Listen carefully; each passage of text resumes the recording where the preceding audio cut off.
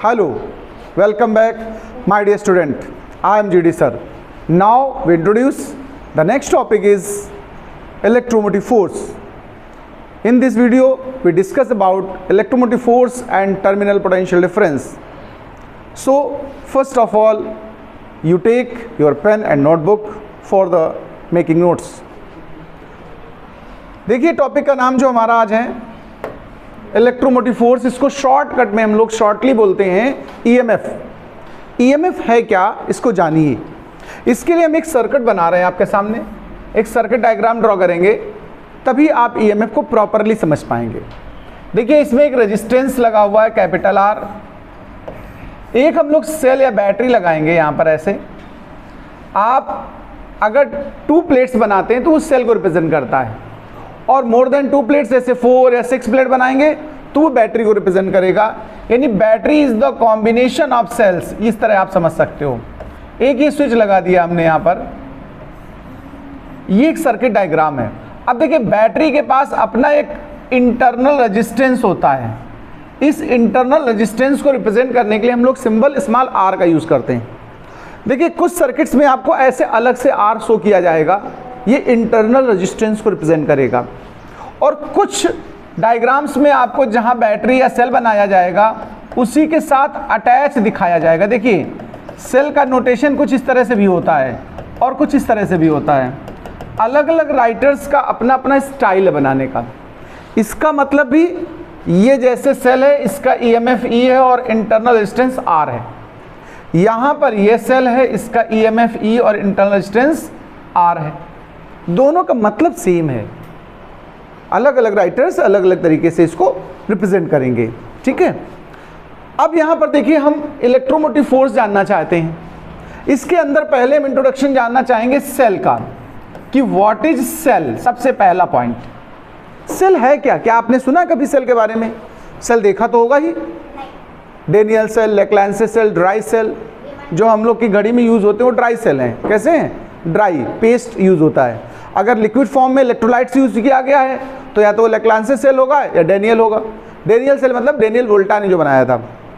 Cell होता क्या है, आप लोगों ने जरूर सुना होगा किसी क्लास में, छोटी कक्षा में कहीं ना कहीं. सेल एक ऐसी डिवाइस है जो सर्किट में कंटिन्यूअसली चार्ज का फ्लो बनाए रखती है, पहली बात. और दूसरी बात है ये केमिकल एनर्जी को इलेक्ट्रिक एनर्जी में कन्वर्ट करती है. एक और फैक्ट इसमें ऐड कर देंगे तो और ज़्यादा परफेक्ट बनेगा.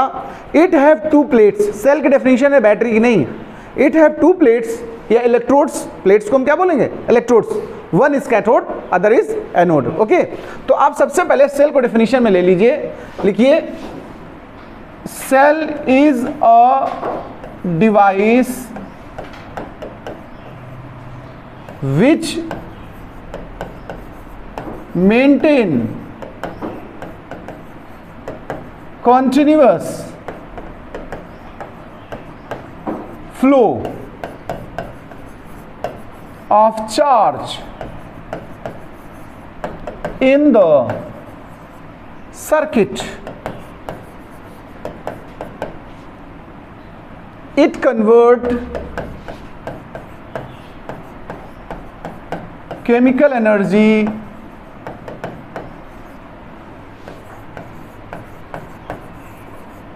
into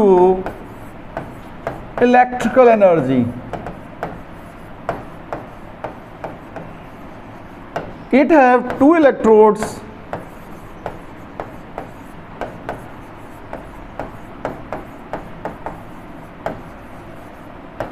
one anode and other cathode. ये तो इंट्रोडक्शन हुआ अभी सेल का. ठीक है, ये तो सेल का इंट्रोडक्शन हुआ. अब हम इसमें आगे बढ़ाते हैं और आगे प्रोसीड करेंगे. एनोड कैथोड हो गया, चार्ज फ्लो हो गया. अब बात आती है जो पेस्ट या केमिकल यूज करेंगे उसको हम लोग इलेक्ट्रोलाइट बोलेंगे. The chemical used known as electrolyte. जैसे एक मैं आपको छोटा सा डायग्राम बता देता हूँ सेल का, ये तो सर्किट डायग्राम है, वो अलग चीज़ है। देखिए ये एक वेसल होगा कोई कांच का बना हुआ, इसके अंदर इलेक्ट्रोलाइट फिल किया हुआ है मैंने। इसमें दो प्लेट्स होती हैं और ऐसे यहाँ पर एक ऐसे कनेक्शन शो किया जाता है। ये सेल का रिप्रेजेंटेशन है जो लैब में सेल यूज़ किए जाते हैं, जिनमें हम लोग इलेक्ट्रोलाइट फिल करते हैं। ये प्लेट्स हैं, एक कैथोड एक एनोड होगा, इसको हम बोलेंगे इलेक्ट्रोलाइट। क्या बोले भाई जी? हाँ, ये HCl हो सकता है, H2SO4 हो सकता है, NaCl हो सकता है, ये सब इलेक्ट्रोलाइट्स के लिए यूज़ होते हैं। सेल की जो कैटेगरी वाइज, अच्छा इस बर्तन का नाम ध्यान रखना, वोल्टामीटर होता है। क्या होता है? ध्यान रखिएगा, वोल्टा, ये वोल्टामीटर है। एक टर्म है वोल्टामीटर और दूसरा टर्म होता है वोल्ट मीटर। दोनों में बेसिक डिफरेंस जान लीजिए भाई। अगर वर्ड आया वोल्टामीटर तो मतलब such a pot in which electrolysis taken place. Okay, ये पॉट या वेसल कहेंगे, इसको वोल्टामीटर कहेंगे। Voltmeter such a device which measure the voltage in the circuit. ये मोटर स्टार्टर वगैरह में देखिए घड़ी जैसा बना होता है, स्टेबलाइजर में लगा होता है, वो होता है वोल्ट मीटर। देखो दोनों में बहुत ज़्यादा डिफरेंस नहीं है बोलने में।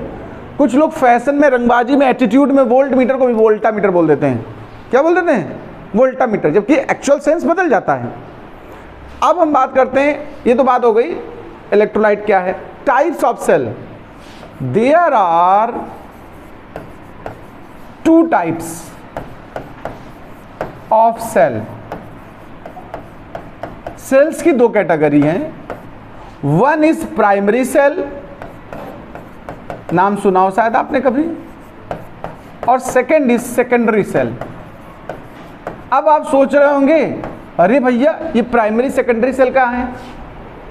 प्राइमरी सेल वो सेल होते हैं जो नॉन रिचार्जेबल हैं, ओनली वंस यूज्ड। एक बार यूज कर लो, उसके बाद उसे हम फेंक देते हैं। घड़ी में डालते हो जो सेल, दोबारा यूज कर पाते हो? फेंकना पड़ता है। जो चार्जेबल सेल हैं, रीयूज सेल, रीयूजेबल सेल, ठीक है, वो आते हैं सेकेंडरी सेल के अंतर्गत। ये जैसे ड्राई सेल हो गया प्राइमरी, कैसा हो गया? जो घड़ी वगैरह में लगाते हैं इसको हम ड्राई सेल नाम देते हैं। और जो ग्लास वाला सेल है या जो बैटरी हम लोग यूज़ करते हैं इन्वर्टर में, वो चार्जेबल है, बार बार यूज़ करते हो कि नहीं, वो सेकेंडरी है, तो उसको हम बोलते हैं लेड सेल। उसमें लेड इस्तेमाल होता है, तो ये बार बार यूज़ होता है। ये हो गया हमारा कैसा? सेकेंडरी। तो सेल को हम 2 कैटेगरी में यहाँ पर समझा रहे हैं, पहला प्राइमरी, दूसरा सेकेंडरी। इतना डिस्कशन सफिशिएंट है। अब मैं सेल के सिंबल की बात कर देता हूँ। सिंबल हम लोग कैसे यूज करेंगे सर्किट में? सर्किट सिंबल की अगर हम बात करें तो देखिए सेल को रिप्रेजेंट करने के लिए 2 प्लेट्स दिखाई जाएंगी आपको। जो बड़े साइज की प्लेट होगी उसको पॉजिटिव टर्मिनल और जो छोटी होगी उसको निगेटिव कहेंगे। ये तो सेल हो गया, लेकिन हो सकता है सेल के साथ आपको छोटा सा ऐसे रेजिस्टेंस भी शो किया जाए। ये एक्चुअल सिंबल है, ये प्लस, ये माइनस, ये स्मॉल आर है। ये जो स्मॉल आर यूज किया इसको क्या बोलते हैं? Internal resistance. ठीक है, इसी को मैंने कहा था एक और स्टाइल से बना सकते हो आप। कुछ राइटर्स या कुछ बुक्स में इस इंटरनल रेजिस्टेंस को ऐसे साइड में बना दिया जाता है, ऊपर अलग से। देखो अलग अलग स्टाइल है इनको रिप्रेजेंट करने की। एक स्टाइल ये है कि सीधा सेल बना दो, उसके बगल में रेजिस्टेंस बना दो, पूरे को एक बॉक्स में बंद कर दो, डॉट डॉट। ठीक है, एक स्टाइल ये है। ये दोनों स्टाइल है सर्किट सिंबल में सेल को रिप्रेजेंट करने की। ठीक है, ये तो हो गया सेल का रिप्रेजेंटेशन। अब एक चीज बात आती है यहाँ पर, electromotive force of the cell और internal resistance of the cell. तो अभी मैं यहाँ छोटा सा पॉइंट इंटरनल रेजिस्टेंस को और इंट्रोड्यूस कर देना चाहते हैं। Internal resistance, internal resistance. अब बात आती what is the internal resistance. नाम ही इंटरनल है, मतलब अंदर ही काम करेगा सेल के। तो देखिए सेल का जो इलेक्ट्रोलाइट है ना, वो भी चार्ज के फ्लो होने में हिंड्रेंस पैदा करता है, रुकावट पैदा करता है, अपोज करता है। तो जो रेजिस्टेंस सेल के इलेक्ट्रोलाइट की वजह से चार्ज के फ्लो में ऑफर किया जाए, ठीक है, उसे हम क्या बोलेंगे? Internal resistance. तो इसकी डेफिनेशन लिख लिए, the resistance offered by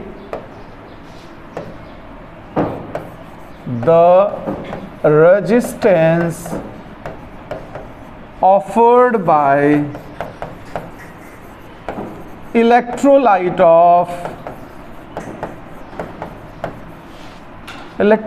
of cell in the flow of charges is called internal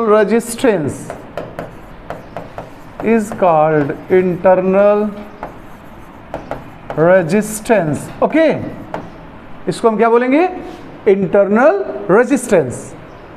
it is denoted bye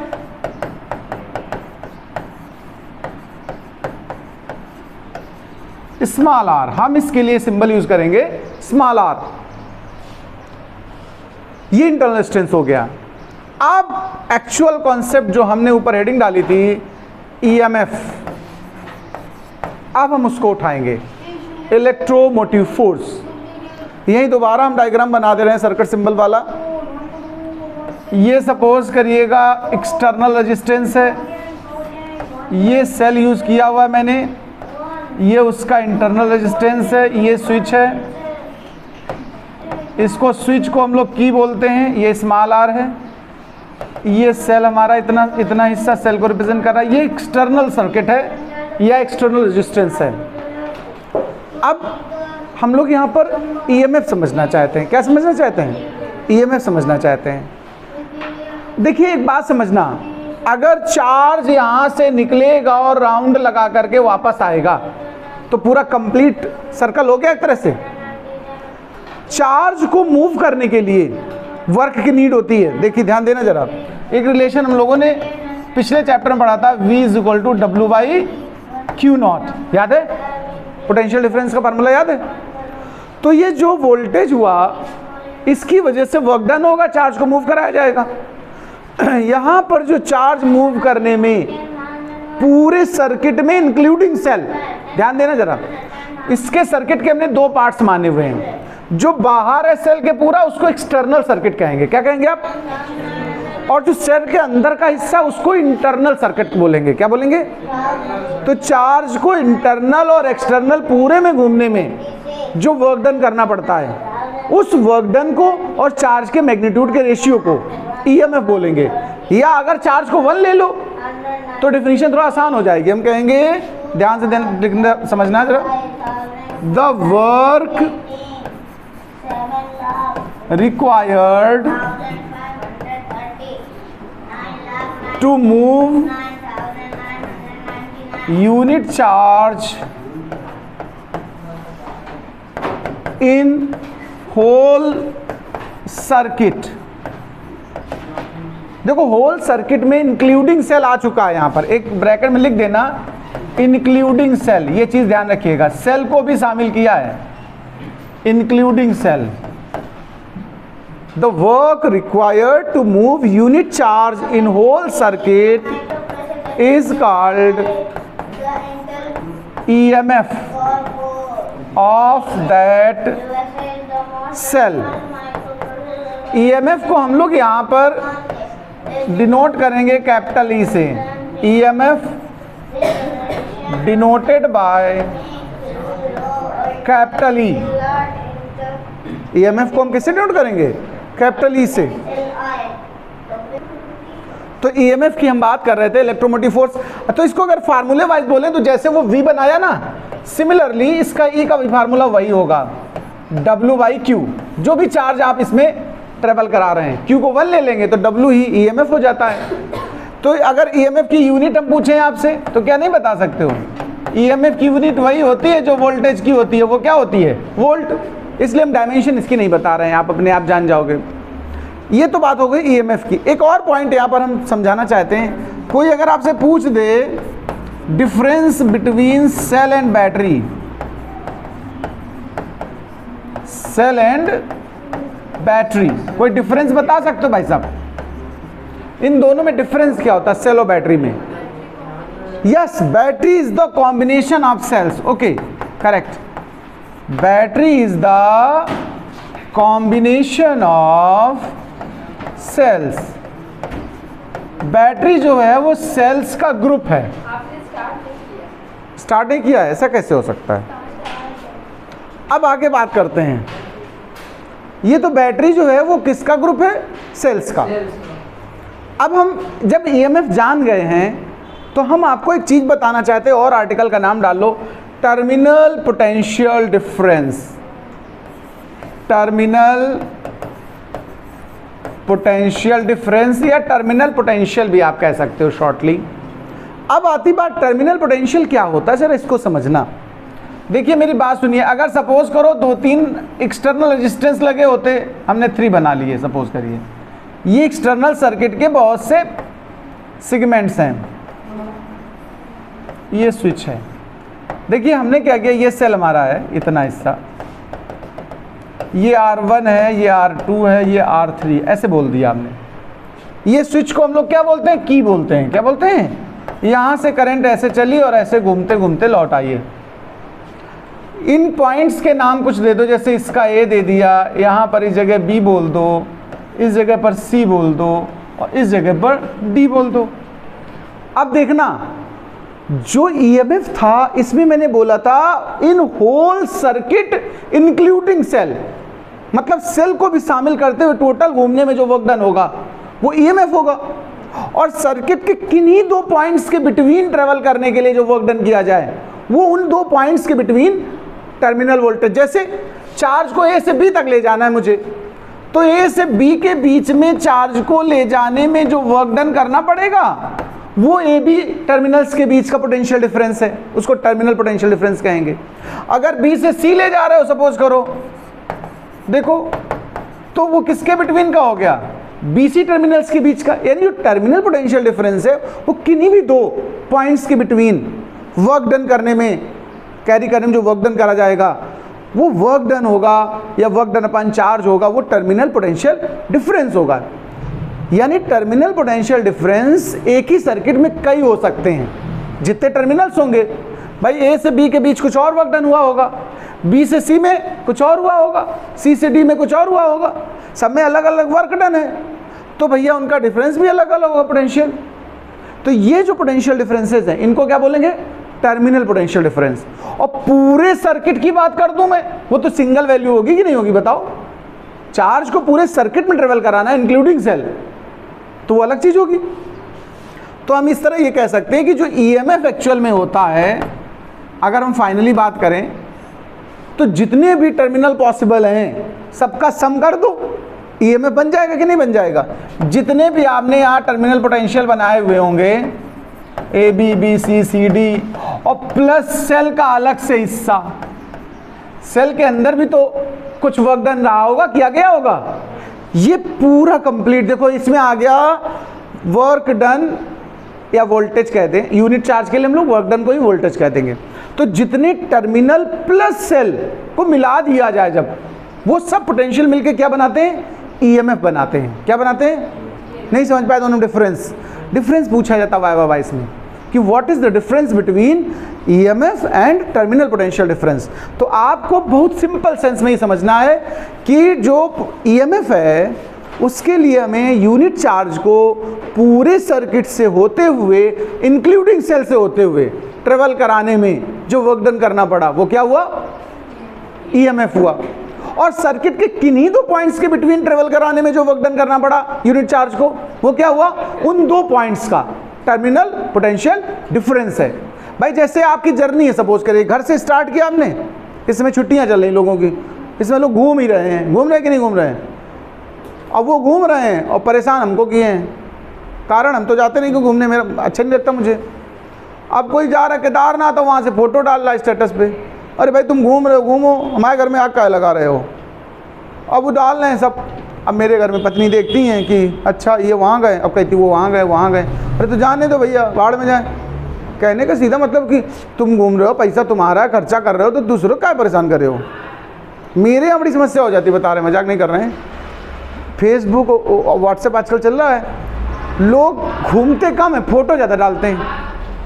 ऐसा होता है कि नहीं होता है? सब घूम रहे हैं मस्त, और मतलब जैसे कोई काम धाम नहीं, दुनिया बिल्कुल मोह उनका भंग हो गया, अब दुनिया से अब वो घूमते रहेंगे पूरी ज़िंदगी ऐसा। और फोटो ऐसा डालें कहो बिल्कुल पहाड़ की चोटी के नीचे, बिल्कुल जरा सा पतला सा कोई बच्चा का सूसू कर रहा है, उसको झरना समझ के फोटो डाल दें। हाँ, और वो फोटो डाल देंगे और लिखेंगे इंजॉइंग वाटरफॉल। अब परेशान हो गए हम। मेरे घर में रोज़ कहा जाता चलो कहीं घूमने चलो, अजीब हो, मजदूरों की तरह लगे रहते हो, पढ़ाते रहते हो। तो ये मेरे लिए समस्या पैदा कर देते लोग। खैर, तो मैं वही कह रहा था कि आपकी जर्नी अगर जहाँ से स्टार्ट हुई है और पूरी जर्नी करके पूरा केदारनाथ और बद्रीनाथ घूम करके और बिल्कुल घर वापस आ जाओ, तो जो टोटल वर्क डन हुआ है वो ईएमएफ है। और सपोज करो कि मान लो बद्रीनाथ से केदारनाथ जाने में जो खर्चा हुआ, तो वो उन 2 पॉइंट्स के बीच का खर्चा है ना, तो वो टर्मिनल, उन 2 टर्मिनल्स के बीच का टर्मिनल डिफरेंस कहलाएगा।